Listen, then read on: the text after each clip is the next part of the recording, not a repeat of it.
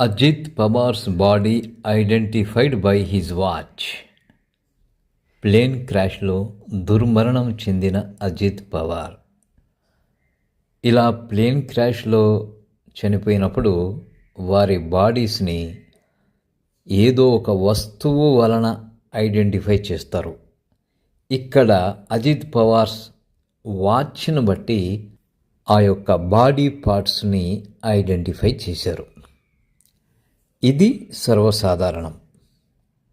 అదేదో రాజశేఖర్ రెడ్డి విషయంలోనే అలా జరిగింది, ముక్కలైపోయాడు అన్నట్టుగా పచ్చ మీడియా, పచ్చ కార్యకర్తలు సైకోల్లాగా ప్రవర్తిస్తారు. ఈ పచ్చ సైకోలకి ఎదుటివారు కూడా సైకోల్లాగా కనపడుతూ ఉంటారు. పసికరల జబ్బు కదా.